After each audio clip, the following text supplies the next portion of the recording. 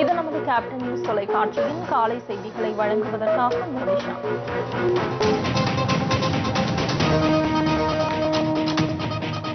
சென்னையில் தேமுதிகவினர் மீது கொலைவெறி தாக்குதல் நடத்தப்பட்ட விவகாரம்.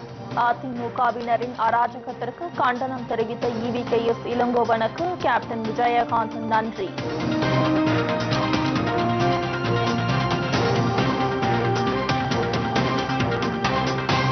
புதிய காற்றழுத்த தாழ்வு நிலையால் தமிழகம் மற்றும் புதுச்சேரியில் பல்வேறு இடங்களில் கனமழை.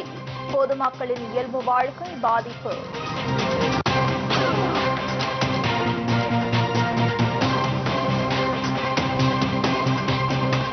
சென்னை, திருவள்ளூர், கடலூர் உள்ளிட்ட மாவட்டங்களில் இன்று பள்ளி, கல்லூரிகளுக்கு விடுமுறை. கனமழையால் மாவட்ட நிர்வாகங்கள் நடவடிக்கை.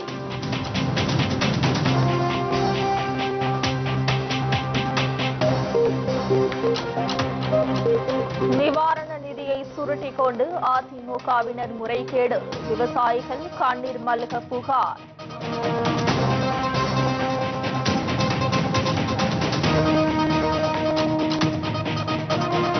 இரண்டு நாள் விடுமுறைக்கு பிறகு இன்று மீண்டும் கூடுகிறது நாடாளுமன்றம்.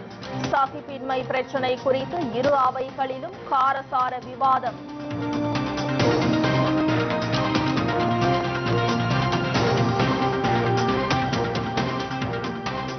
சென்னையில் தேமுதிகவினர் மீது தாக்குதல் நடத்தப்பட்டதற்கு கண்டனம் தெரிவித்து தமிழ்நாடு காங்கிரஸ் கமிட்டி தலைவர் EVKS இளங்கோவனுக்கு தேமுதிக தலைவர் கேப்டன் விஜயகாந்த் நன்றி தெரிவித்துள்ளார். இது தொடர்பாக அவர் வெளியிட்டுள்ள அறிக்கையில், தேமுதிக சார்பில் மேற்கு சென்னை மாவட்ட கழக தொண்டர்கள் பொதுமக்களுக்காக மாநகராட்சி துணை ஆணையரிடம் மனு கொடுக்க சென்றபோது அவர்கள் மீது ஆளும் அதிமுக சட்டமன்ற உறுப்பினர் தலைமையிலான குழு ஒன்று தாக்குதல் நடத்தியதையும், பாதிக்கப்பட்ட தேமுதிக தொண்டர்களின் மீதே ஆளும் கட்சியினரால் பொய் வழக்கு போடப்பட்டதை கண்டித்தும், அந்த வழக்குகளை வாபஸ் பெற கோரியும் ஜனநாயக உரிமைகளுக்கு ஆதரவாக குரல் கொடுத்திருக்கும் தமிழ்நாடு காங்கிரஸ் கமிட்டி தலைவர் EVKS இளங்கோவனுக்கு நன்றி தெரிவித்துள்ளார்.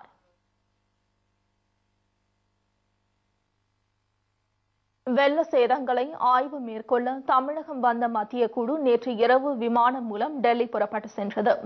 சென்னை விமான நிலையத்தில் செய்தியாளர்களிடம் பேசிய மத்திய குழுவின் தலைவர் பிரசாத், மத்திய அரசின் உத்தரவின் பேரில் மழை வெள்ளத்தால் பாதிக்கப்பட்ட தமிழகம் மற்றும் புதுச்சேரியில் ஆய்வு மேற்கொண்டதாக கூறினார். இந்த ஆய்வறிக்கை இன்னும் ஒரு வாரத்தில் மத்திய அரசிடம் தாக்கல் செய்யப்படும் என தெரிவித்தார். Of the situation caused by floods and rains in Tamil Nadu and in Puducherry, we'll submit a report to central government within 1 week, and Government of India will take a view on it based on existing guidelines. Thank you very much. கனமழையால் ஏற்பட்ட வெள்ள சேதங்களை பார்வையிட தமிழகம் வந்த மத்திய குழு கடந்த 3 நாட்களாக சென்னை, காஞ்சிபுரம், திருவள்ளூர், கடலூர் உள்ளிட்ட மாவட்டங்களில் ஆய்வு மேற்கொண்டது. 4வது நாளாக நேற்று புதுச்சேரியில் ஆய்வு மேற்கொண்ட மத்திய குழு நேற்று இரவு விமானம் மூலம் டெல்லி புறப்பட்டு சென்றது. புதிய காற்றழுத்த தாழ்வு நிலை காரணமாக பல்வேறு மாவட்டங்களில் கனமழை பெய்து வருகிறது. இதனால் சென்னை, திருவள்ளூர், கடலூர் உள்ளிட்ட மாவட்டங்களில் உள்ள பள்ளிகளுக்கு இன்று விடுமுறை அறிவிக்கப்பட்டுள்ளது. தென்மேற்கு வங்கக்கடலில் உருவாகியுள்ள குறைந்த காற்றழுத்த தாழ்வு நிலை அதே இடத்தில் நீடிக்கிறது. இந்நிலையில் தென்கிழக்கு வங்கக்கடலின் அந்தமான் அருகே புதிதாக உருவாகியுள்ள குறைந்த காற்றழுத்த தாழ்வு நிலை தாழ்வு பகுதியாக வலுவடைய வாய்ப்பு உள்ளதாக வானிலை ஆய்வு மையம் தெரிவித்துள்ளது. இதனால் அடுத்த 24 மணி நேரத்தில் தமிழகம் மற்றும் புதுச்சேரியின் ஒரு சில இடங்களில் கனமழை பெய்யும் எனவும், வட மாவட்டங்களில் கனமழை பெய்யும் எனவும் தெரிவிக்கப்பட்டுள்ளது. சென்னையை பொறுத்தவரை வானம் மேகமூட்டமாகவும், நகரின் ஒரு சில இடங்களில் மழை பெய்யும் என வானிலை மையம் கூறியுள்ளது. மேலும் தமிழகத்தில் கனமழை மேலும் 3 நாட்களுக்கு நீடிக்க வாய்ப்பு உள்ளதாக தெரிவிக்கப்பட்டுள்ளது. இதனிடையே கனமழை மீண்டும் பெய்து வருவதால் சென்னை, திருவள்ளூர், விழுப்புரம், திருவண்ணாமலை, கடலூர், வேலூர் மாவட்டங்களில் உள்ள அனைத்து பள்ளி மற்றும் கல்லூரிகளுக்கு இன்று விடுமுறை அளிக்கப்பட்டுள்ளது. அரியலூர், தூத்துக்குடி, தருமபுரி, தஞ்சை, திருச்சி, நாகை, கரூர், புதுச்சேரி, காரைக்காலில் பள்ளிகளுக்கு மட்டும் விடுமுறை விடப்பட்டுள்ளது. இதனிடையே திருவள்ளுவர் மற்றும் சென்னை பல்கலைக்கழகங்களில் இன்று நடைபெற இருந்த தேர்வு ஒத்திவைக்கப்பட்டுள்ளது. தேர்வு நடைபெறும் தேதி பின்னர் அறிவிக்கப்படும் என அந்த பல்கலைக்கழக நிர்வாகங்கள் தெரிவித்துள்ளது. மாநில அரசுகள் குற்ற பின்னணி இல்லாத தகுதி வாய்ந்த நபர்களை அரசு வழக்கறிஞர்களாக நியமிக்க வேண்டும் என உச்சநீதிமன்றம் அறிவுறுத்தியுள்ளது. உத்தரப்பிரதேசத்தில் அரசு வழக்கறிஞர்களுக்கு பணி நீட்டிப்பு வழங்கப்பட்டதை எதிர்த்து தொடரப்பட்ட மேல்முறையீட்டு வழக்கு உச்சநீதிமன்ற நீதிபதிகள் விக்ரம் ஜிட்சென், AM சப்ரே ஆகியோர் முன்பு விசாரணைக்கு வந்தது. அப்போது அரசு வழக்கறிஞர்களை மீண்டும் பணியமர்த்த வேண்டும் என்று அலகாபாத் நீதிமன்ற உத்தரவை ரத்து செய்து உத்தரவிட்டனர்.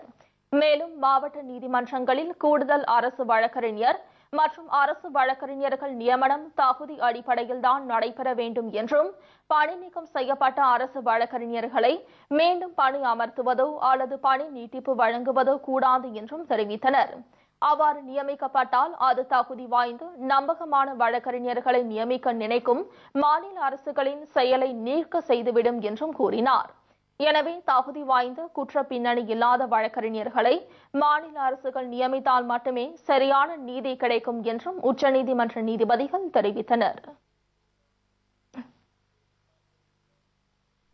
பருவநிலை மாற்றம் மற்றும் புவி வெப்பமயமாதல் தொடர்பான மாநாட்டில் பங்கேற்பதற்காக பாரிஸ் சென்ற பிரதமர் மோடிக்கு சிறப்பான வரவேற்பு அளிக்கப்பட்டது.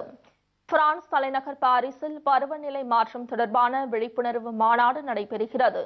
உலக அளவில் எடுக்க வேண்டிய நடவடிக்கைகள் மற்றும் நாடுகள் இடையிலான உறவு ஆகியவை குறித்து விவாதிக்கப்பட உள்ள மாநாட்டில் அமெரிக்கா, ஜப்பான், இந்தியா, சீனா உள்ளிட்ட நாடுகளின் பிரதமர்கள் உட்பட 140க்கும் மேற்பட்ட தலைவர்கள் பங்கேற்கின்றனர். டிசம்பர் 11ஆம் தேதி வரை நடைபெறும் இந்த மாநாட்டில் பிரதமர் நரேந்திர மோடி பங்கேற்று உரையாற்ற உள்ளார். இதனையடுத்து பிரதமர் நரேந்திர மோடி நேற்று பாரிஸ் புறப்பட்டு சென்றார். மாநாட்டுக்கு இடையே அதிபர் ஒபாமா உள்ளிட்ட முக்கிய தலைவர்களை அவர் தனியாக சந்தித்து பேசுவார் என எதிர்பார்க்கப்படுகிறது.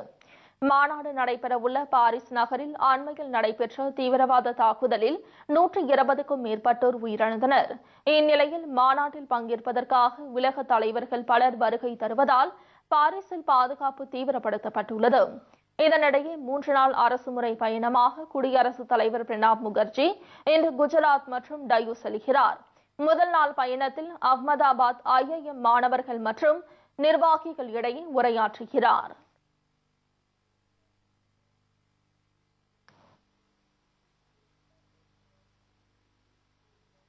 தேமுதிக சார்பில் நடைபெற்ற கண்டன ஆர்ப்பாட்டத்தின் எதிரொலியாக நவீன வசதிகளோடு காரைக்கால் கிராம பகுதிகளுக்கு மினி பேருந்து வசதி ஏற்படுத்தப்பட்டுள்ளதால் மக்கள் மிகுந்த மகிழ்ச்சியில் உள்ளனர். காரைக்காலில் மாவட்டத்தில் உள்ள பல்வேறு கிராமங்களுக்கும் பேருந்து வசதி இல்லாமல் உள்ளதால் அவர்கள் ஷேர் ஆட்டோக்களில் ஏறி பயணம் செய்ய வேண்டிய நிலை இருந்து வந்தது. இதனால் கிராமப்புற மக்கள் பெரும் சிரமப்பட்டு வந்தனர்.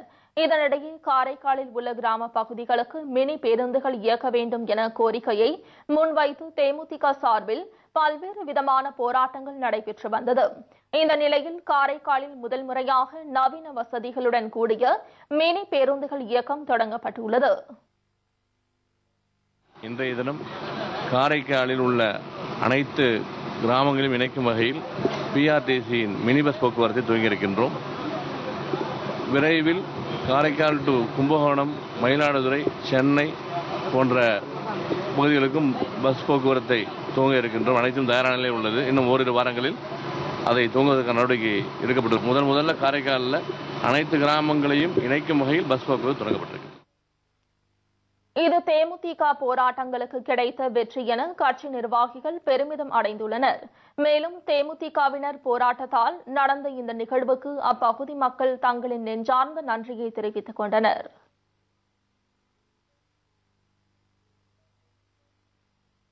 அருப்புக்கோட்டை அருகே வழங்கப்பட்ட இலவச மிக்சி, கிரைண்டர் உள்ளிட்ட பொருட்கள் உடைந்து இருந்ததால் ஆத்திரமடைந்த பொதுமக்கள் அதிகாரிகளை முற்றுகையிட்டு வாக்குவாதத்தில் ஈடுபட்டனர்.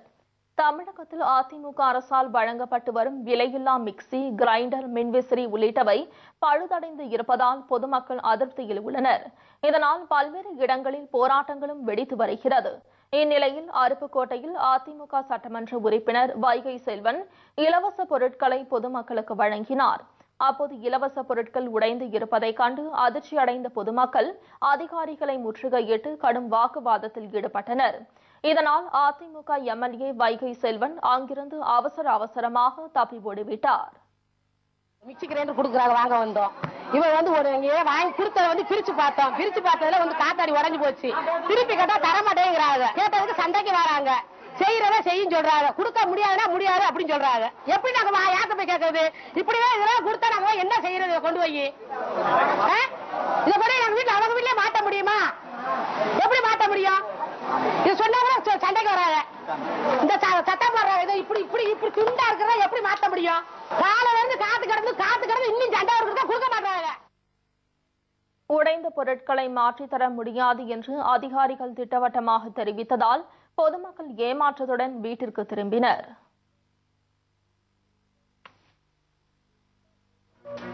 சிறிய இடைவேளைக்கு விடுமுறைக்கு பிறகு நாடாளுமன்றத்தின் இரு அவைகளிலும் மத சகிப்பின்மை குறித்து இன்று காரசார விவாதம் நடைபெறவுள்ளது. இது தொடர்பாக நமது செய்தியாளர் வேல்முருகன் தரும் தகவலை தற்போது கேட்கலாம். பிரதமர் மோடி தற்போது பதவியேற்ற பிறகு அவருடைய அணுகுமுறை இந்தியாவில் சகிப்புத்தன்மையை அதிகப்படுத்தியிருப்பதாக காங்கிரசினுடைய தலைவர் சோனியா காந்தி தெரிவித்திருக்கிறார். இதன் அடிப்படையில் தற்போது மிகப்பெரிய அளவில் பரபரப்பாக இந்தியா முழுவதும் இந்த சகிப்புத்தன்மை மீதான கருத்துக்கள் பரவலாக எழுப்பப்பட்டு வருகிறது. சமீபத்தில் கூட அமீர்கான் இது பற்றின கருத்து தெரிவித்தது மிகப்பெரிய அளவிலே இந்திய மக்களிடையே பேசப்பட்ட ஒரு விஷயமாக பார்க்கப்படுகிறது.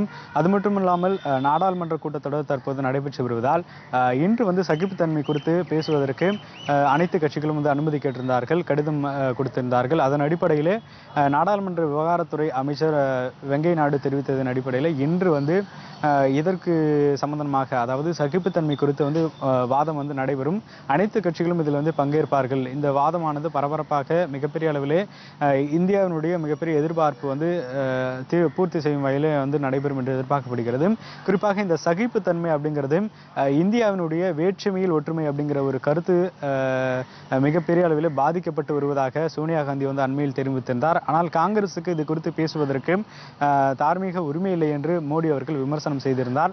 எனவே காங்கிரசினுடைய தலைவரினுடைய விமர்சனமும் அதே போல பிஜேபியினுடைய கவர்மெண்ட்டை விமர்சித்ததற்கும் இன்னைக்கு காங்கிரசிற்கும் மத்திய அரசிற்கும் இடையிலே கடுமையான விமர்சனம் எழும் என்று எதிர்பார்க்கப்படுகிறது. அது மட்டும் இல்லாமல் இந்தியாவில் பலரும் இரண்டு விதமான கருத்துக்கள் தெரிவித்திருக்கிறார்கள். கருத்து சுதந்திரம் அப்படிங்கிறது இந்தியாவில் இருக்கிறது. அது மட்டும் இல்லாமல் இந்த சகிப்புத்தன்மை என்பது அந்த தன்மை இன்னும் குறையவில்லை என்று பலர் கருத்து தெரிவித்திருக்கிறார்கள். இருந்தாலும் கூட சிலர் சகிப்புத்தன்மை இருப்பதாக, சகிப்புத்தன்மை இல்லாத ஒரு சூழ்நிலை காணப்படுவதாக சிலர் தெரிவிக்கின்ற கருத்து பெரும் அதிக அளவிலான பார்வைப்படுகிற ஒரு விஷயமாக பார்க்கப்படுகிறது. எனவே இந்த சகிப்புத்தன்மை இந்தியாவில் நீடிக்கிறதா அல்லது அதை எப்படி ஏற்றுக்கொள்ளப் போகிறார்கள் அப்படிங்கிற விஷயத்தை பற்றி மிக சூடான வாதம் இன்று நடைபெற இருக்கிறது. இதனால் நாடாளுமன்றமே இன்னைக்கு முடங்கக்கூடிய ஒரு நிலைமை கூட ஏற்பட இருக்கிறது. குறிப்பாக மத்திய அரசிற்கு ஜிஎஸ்டி மசோதா நிறைவேற்றக்கூடிய ஒரு கட்டாயம் ஏற்பட்டிருக்கிறது. கடந்த நாடாளுமன்ற கூட்டத்தொடரே நடைபெறாமல் இந்த மசோதாக்கள் நிறைவேற்றப்படாமல் கிட்டத்தட்ட 8 மசோதாக்கள் நிலுவையில் காணப்படுகிறது. எனவே இந்த மசோதாக்களை நிறைவேற்றுவதற்கு மத்திய அரசு எதிர்க்கட்சிகளுடைய அனுமதி பெற வேண்டிய ஒரு சூழ்நிலை இருக்கிறது. எனவே இந்த சகிப்புத்தன்மையான வாதம் நடத்தக்கூடிய ஒரு கட்டாயத்திற்கு அவர்கள் தள்ளப்பட்டிருக்கிறார்கள்.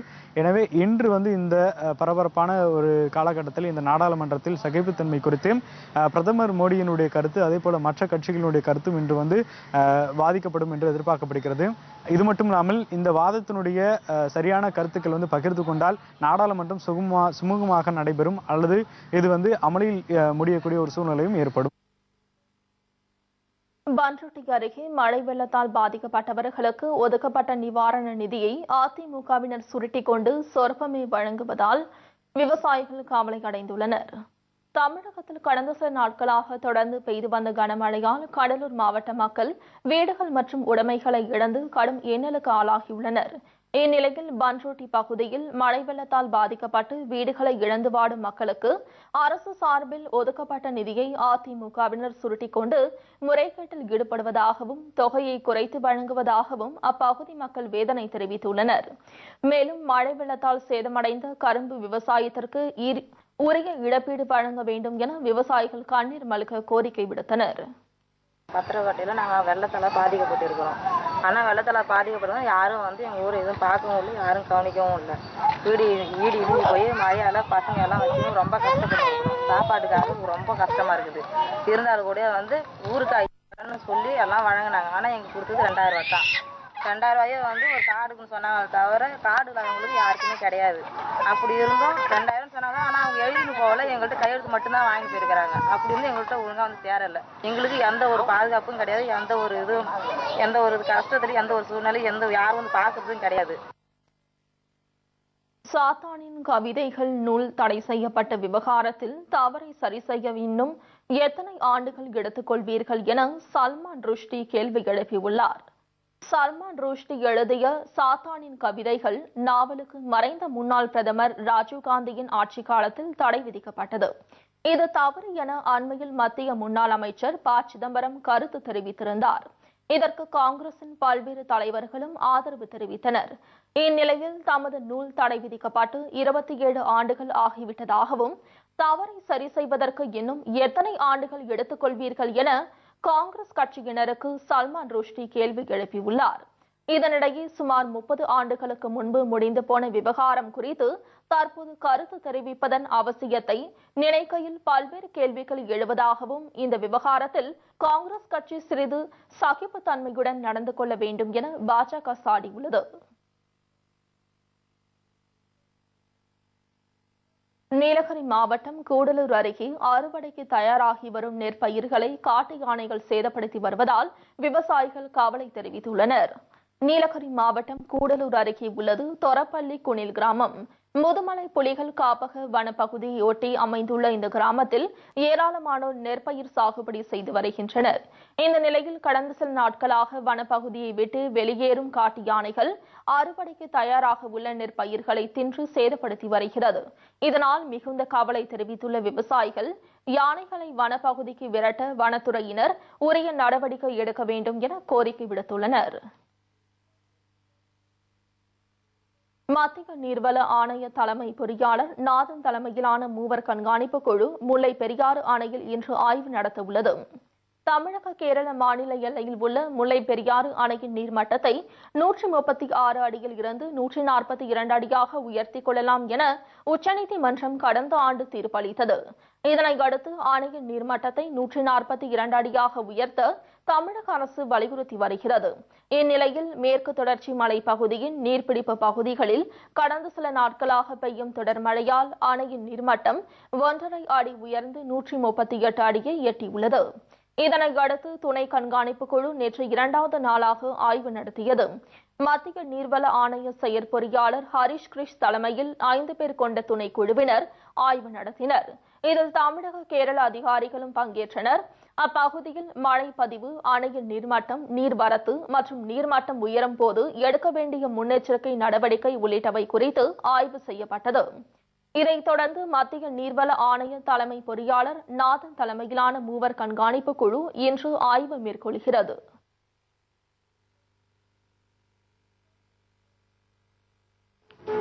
சிறிய இடைவேளைக்கு பிறகு மேலும் பல செய்திகளை பார்க்கலாம். தொடர்ந்து இணைந்திருங்கள் நமது கேப்டன் நியூஸ் தொலைக்காட்சி. கேரள மாநிலம் பாலக்காடு வனப்பகுதியில் மாவோயிஸ்டுகளுக்கும் கேரள அதிரடி படையினருக்கும் கடுமையான துப்பாக்கி சண்டை நடைபெற்றதால் தமிழக கேரள எல்லையில் பதற்றம் ஏற்பட்டுள்ளது. பாலக்காட்டை அடுத்த மன்னார்காடு வனப்பகுதியில் மாவோயிஸ்டுகள் துப்பாக்கிகளுடன் நடமாடுவதாக வந்த ரகசிய தகவலை அடுத்து கேரள அதிரடி படையினர் தீவிர சோதனையில் ஈடுபட்டனர். வனப்பகுதியில் சுமார் 5 கிலோமீட்டர் தூரம் வரை காவல்துறையினர் சோதனையில் ஈடுபட்ட போது அங்கு பதுங்கியிருந்த மாவோயிஸ்டுகள் துப்பாக்கி சூட்டில் ஈடுபட்டுள்ளனர். இதனை அடுத்து அதிரடி படையினரும் பதில் தாக்குதல் நடத்தியுள்ளனர். இதில் மாவோயிஸ்ட் இயக்கத்தை சேர்ந்த நபருக்கு படுகாயம் ஏற்பட்டுள்ளது. இருப்பினும் துப்பாக்கி சூட்டில் ஈடுபட்டு 5 பேரும் தப்பி ஓடிவிட்டதால் அவர்களை பிடிக்க அதிரடி படையினர் தேடுதல் வேட்டையில் ஈடுபட்டுள்ளனர். இந்நிலையில் தமிழக கேரள எல்லையான மங்கரை பகுதியில் பாதுகாப்பு மற்றும் கண்காணிப்பு பணி தீவிரப்படுத்தப்பட்டுள்ளது. எல்லையோர கிராமங்களிலும் காவல்துறையினர் ரோந்து பணியில் ஈடுபட்டுள்ளனர். தூத்துக்குடியில் மழை நின்று 7 நாட்கள் கடந்த பிறகும் வெள்ள நீர் வெளியேற்றப்படாததால் ஆவேசமடைந்த பொதுமக்கள் சாலை மறியலில் ஈடுபட்டதால் பரபரப்பு ஏற்பட்டது. தூத்துக்குடியில் கடந்த 23ஆம் தேதி பெய்த கனமழையால் ஏற்பட்ட காட்டாற்று வெள்ளம் மாநகராட்சிக்கு உட்பட்ட பகுதிகளில் சூழ்ந்தது. இந்த நீரை உடனடியாக வெளியேற்ற வேண்டும் என வலியுறுத்தி பொதுமக்கள் பல்வேறு கட்ட போராட்டங்களில் ஈடுபட்டு வருகின்றனர். இருப்பினும் மாநகராட்சி நிர்வாகம் உரிய நடவடிக்கை எடுக்காததால் மழை நின்று 7 நாட்கள் ஆன பிறகும் வீடுகளை விட்டு வெளியேற முடியாமல் அவதிக்குள்ளான பொதுமக்கள் சாலை மறியல் போராட்டத்தில் ஈடுபட்டனர். தூத்துக்குடி மதுரை தேசிய நெடுஞ்சாலையில் 500க்கும் மேற்பட்டோர் மறியலில் ஈடுபட்டதால் 3 மணி நேரத்திற்கும் மேலாக போக்குவரத்து பாதிக்கப்பட்டது. 10-15 நாளா மக்கள் வெள்ளத்துல தான் இருக்காங்க. எங்களை மீட்கிறதுக்கு ஆள் கிடையாது இங்க. அதனால எங்களுக்கு நியாயம் வழங்கணும். எங்களுக்கு எங்களை பார்க்க கூட வர நாதி கிடையாது. எந்த அதிகாரியும் இங்க இன்னும் வர வரல. எந்த அதிகாரியும் இன்னும் வர இந்த ஸ்பாட்டுக்கு வரல. போராட்டம் பண்ணும்போது மட்டும் எங்களுக்கு சமரசம் பண்றாங்க. மேயரே என்ன சொல்றாங்க, நீங்க உட்கார்ந்தா பாய் விரிச்சு படுங்க அப்படிங்கறப்பல. மேயர் சொல்ற கேள்வியான இது ஒரு பதிலா? எங்களால தேர்ந்தெடுத்தது மேயர். மேயர் சொல்றப்பல நீங்க உட்கார்ந்தா பாய் விரிச்சு படுங்க அப்படிங்கறப்பல இந்த பூபண்டியாபுரத்துல சொல்றாங்க. யாருமே இந்த இடத்துக்கு ஸ்பாட்டுக்கு பார்த்தது கிடையாது இதுவரை. ஓட்டு கேட்க மட்டும் வீடு வீடா மக்களை காலி கையில ஓட்டு கேட்டு இருக்காங்க. எந்த அமைச்சரும் பக்கத்துல பார்த்தது கிடையாது. இதேபோல் சென்னையை அடுத்த தாம்பரம் முடிச்சூர் ஊராட்சிக்கு உட்பட்ட லட்சுமி நகர் உள்ளிட்ட பகுதிகளில் வெள்ள நீருடன் கழிவுநீரும் கலந்திருப்பதால் தொற்று நோய் ஏற்படும் அபாயம் உள்ளதாக அப்பகுதி மக்கள் தெரிவிக்கின்றனர். உயிரிழப்புகளுக்கு காரணமாக உள்ள நீரை அகற்ற அரசு அதிகாரிகள் உள்ளிட்டோர் அலட்சியம் காட்டுவதாகவும் அவர்கள் குற்றம் சாட்டுகின்றனர். இங்கே நாங்கள் பல வருஷமாக வசிச்சுக்கிட்டு இருக்கிறோம். இது வரைக்கும் இங்கே எம்எல்ஏவாக இருந்தவங்களும் சரி, இப்போ இருக்கிற எம்எல்ஏவாக இருக்கிற மந்திரியாக இருக்கட்டும் சரி, எங்களுக்கு இது வரைக்கும் எந்த வசதியும் செஞ்சு தரல. கழிவுநீர் கால்வாய் போகிறது கூட வசதி செஞ்சு தரல. சாதாரண மழை நீர் பாருங்கள், இப்போ எல்லா இடத்துலையும் வடிஞ்சிருச்சு. இந்த 2 நாளில் மழை நீர் எல்லா இடத்துலையும் வடிஞ்சிருச்சு. ஆனால் இன்னும் இந்த லட்சுமி நகர் முடிச்சூருக்கு உட்பட்ட இந்த லட்சுமி நகரில் பார்த்தீங்கன்னா இன்னும் தண்ணி போய்கிட்டே இருக்கு. இதை பற்றி எந்த அரசியல்வாதியும் எந்த இதுவும் கேர் பண்ணிக்கிற மாதிரி தெரியல. எல்லாருக்கும் பலதரப்பட்ட நோய் உண்டாகிட்டு வருது. 5 பேர் இந்த ஊராட்சிக்கு உட்பட்ட பகுதியில் இறந்துருக்கிறாங்க. இது வரைக்கும் சுகாதாரத்துறையில இருந்து எந்த நடவடிக்கை எடுக்கல. இதேபோல் புதுக்கோட்டை மாவட்டம் அறந்தாங்கியை அடுத்த மணமேல்குடியில் உள்ள ஏரியின் மதகுகளில் இருந்து அதிக அளவில் தண்ணீர் வெளியேறுவதால் ஏராளமான ஏக்கர் பரப்பளவிலான விளைநிலங்கள் பாதிக்கப்பட்டுள்ளன. இது தொடர்பான உரிய நடவடிக்கை எடுக்க வேண்டும் என பொதுப்பணித்துறை அதிகாரிகளிடம் பலமுறை புகார் அளித்தும் எந்த பயனும் ஏற்படவில்லை என கவலை தெரிவிக்கும் விவசாயிகள் வெள்ள சேதங்களை பார்வையிட்ட அதிகாரிகள் ஏரியை பார்வையிட வரவில்லை என்றும் புகார் தெரிவிக்கின்றனர். ஏரி 1600 ஏக்கர் பரப்பளவு கொண்ட ஏரி. பாசனம் 1600 ஏக்கர் பாசனம் உள்ள ஏரி. ஒரு 40-50 கிராமம் விவசாயிகள் இங்கே இருக்கு. இன்னைக்கு காலையில் அதிகாலையில் 5 மணிக்கு இங்கே ஏரியை பார்க்க வரும்போது மழையும் உடச்சிக்கிட்டு கீழே மழை வழியாகவும் சைடும் மலைக்கு சைடுலையும் தண்ணி எடுத்துக்கிட்டு அடிச்சிச்சு. தற்காலிகம் 10-3 பேரை வச்சு கட்டி வச்சுட்டு அதிகாரிகளுக்கு தகவல் கொடுத்துருக்காங்க. அதிகாரியே வந்திருக்காங்க. உடனே நடவடிக்கை எடுத்து இந்த மழையையும் இதையும் கட்டி சீர்படுத்தி கிராமத்துக்கு தரும்படி கேட்டுக்கணும். இதனிடையே விழுப்புரம் மாவட்டம் பன்ருட்டிக்கு உட்பட்ட பத்திரக்கோட்டை உள்ளிட்ட பகுதிகளில் வெள்ள நிவாரண நிதி வழங்குவதில் முறைகேடு நடப்பதாக பொதுமக்கள் புகார் தெரிவிக்கின்றனர். அதிமுகவினர் வசிக்கும் இடங்களில் 5000 ரூபாய், மற்ற பகுதிகளில் 2000 ரூபாய் மட்டுமே வழங்குவதாக அவர்கள் குற்றம் சாட்டுகின்றனர். மழையால் சேதமடைந்த வாழை, கரும்பு உள்ளிட்ட பயிர்களுக்கு உரிய இழப்பீடு வழங்க வேண்டும் என வலியுறுத்தியுள்ள அவர்கள் வெள்ள நிவாரண தொகை வழங்கும் போது தொகையை குறிப்பிடாமல் கையெழுத்தை மட்டும் வாங்கிக் கொண்டு பணம் கொடுப்பதாகவும் கூறுகின்றனர்.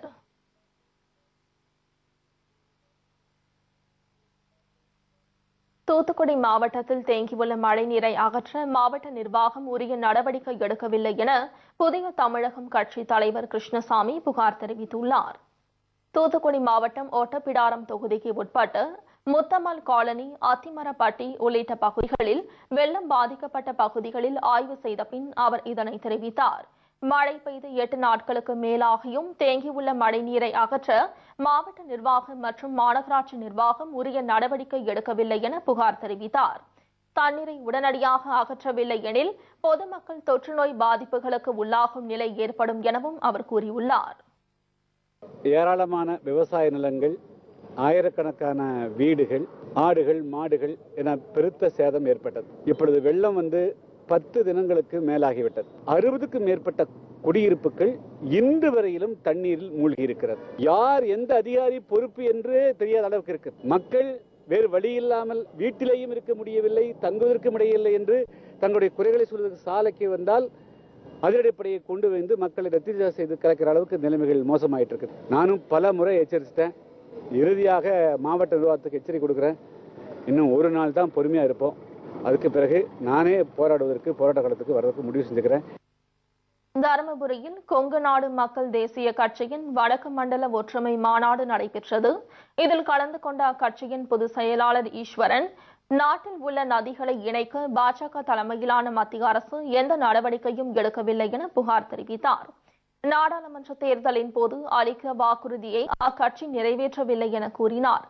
மேலும் தமிழகத்தில் உள்ள ஏரி, குளம் உள்ளிட்ட நீர்நிலைகளை தூர்வார வேண்டும் என வலியுறுத்திய அவர், நீர்நிலைகளில் உள்ள ஆக்கிரமிப்புகளை அகற்ற உரிய நடவடிக்கை எடுக்க வேண்டும் எனவும் கேட்டுக்கொண்டார். எங்களுக்கு வேண்டியது நதிநீர் இணைப்பு. நதிநீர் இணைப்பை செயல்படுத்துவதற்கு மத்திய அரசாங்கம் என்ன செய்து கொண்டிருக்கிறது? அதை பற்றி பேசுங்கள், ஆக்கப்பூர்வமாக பேசுங்கள். மற்ற மாநிலங்களை பார்த்தாவது நாம் விவசாயிகளை காப்பாற்றுகின்ற அந்த வேலைகளை செய்ய வேண்டும் என்றுதான் நாங்கள் இந்த மாநாட்டிலே கேட்டுக்கொள்கின்றோம். இத்துடன் இந்த செய்தி தொகுப்பு நிறைவடைகிறது. உண்மை செய்திகளை உள்ளது உள்ளபடி உடனுக்குடன் தெரிந்து கொள்ள தொடர்ந்து இணைந்திருங்கள் நமது கேப்டன் நியூஸ் தொலைக்காட்சியுடன்.